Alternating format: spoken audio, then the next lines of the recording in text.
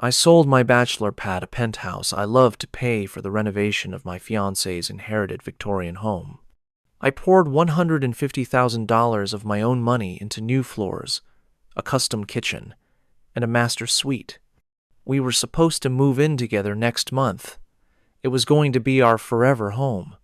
But 3 days ago, I walked into that house to surprise her with a sample of the new countertops. I didn't find a happy fiancé. I found her standing in the master bedroom with her ex-boyfriend, giving him a tour. And then I heard her say the sentence that cost her everything. "Don't worry, babe. Mark paid for all of this, but he isn't moving in. I'm going to pick a fight next week, break up with him, and then this house is all ours." She thought she had used me as a free contractor and a bank. She didn't realize that until the final inspection is signed, I still own every single thing inside that house. This is the story of how I unrenovated her dream home. I've been with Lisa for 3 years. She was sweet, charming, but always struggling with money. I'm an architect, so I do well for myself. I never minded paying for dinner or vacations. I loved her. 6 months ago, Lisa inherited her grandmother's old house. It was a disaster. Leaking roof, rotting floors, outdated plumbing. She was crying in the living room one night. "Mark, I can't afford to fix it. I have to sell it. It breaks my heart because it's my family legacy." Being the hero boyfriend, I stepped up. "Don't sell it," I said. "I'll sell my condo. I have equity. We'll use that money to fix up this house, and we'll live there together. No mortgage, just us." Her eyes lit up. She hugged me so tight I couldn't breathe. "You would do that for us?" "Of course," I said. I sold my place, I moved into a cheap rental, and I started managing the project. I hired my friends as contractors. I bought high-end appliances. I imported Italian marble. I treated that house like a museum piece because I thought I was going to raise my kids there. Fast forward to last Tuesday. The renovation was 95% done. The appliances had just been delivered: a $10,000 smart fridge, a professional stove, the works.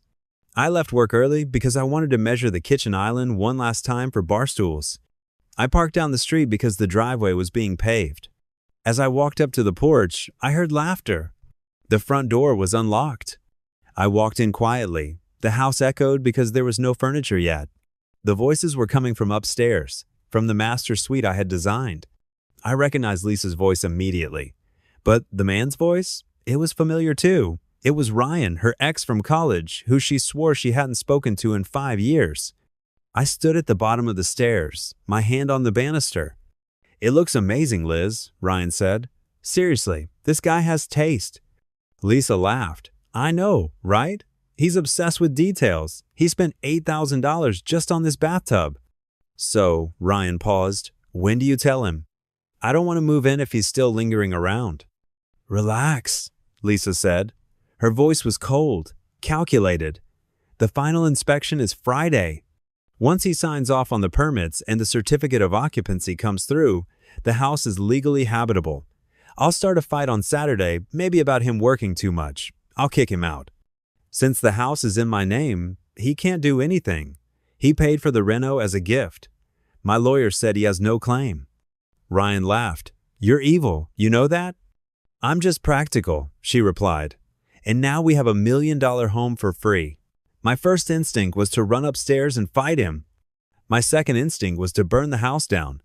But I'm an architect. I build things, and I know the law." I realized something crucial. The house was in her name.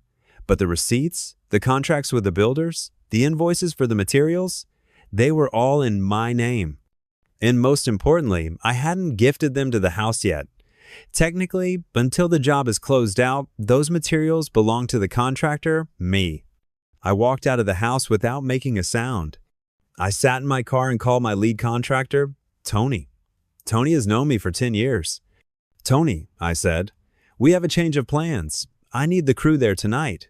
Bring the trucks." "Tonight? Why? Tony asked. Because we are doing a return, I said. Everything that isn't nailed down, and some things that are, is leaving. Lisa went to her yoga class at Sita Masan. She usually stays out for dinner with friends until Tisa Masan. We had 3 hours. I unlocked the door. My crew of 6 guys walked in. They knew the situation. They were furious on my behalf. We didn't destroy anything. That would be criminal vandalism. We simply repossessed. That $10,000 smart fridge, loaded onto the truck. The uninstalled Italian marble slabs leaning against the wall, truck.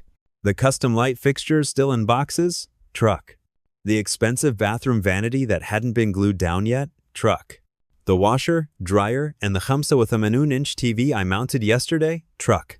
By 45 مساء, the house wasn't ruined. It was just empty. It was back to being a shell. I left the receipts for everything I took taped to the front door.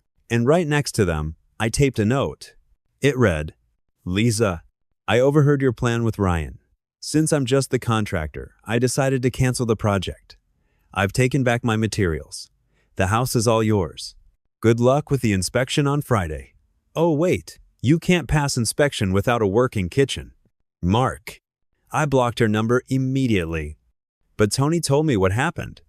Apparently, when she walked in and saw the empty kitchen, she screamed so loud the neighbors called the police. She tried to sue me, of course.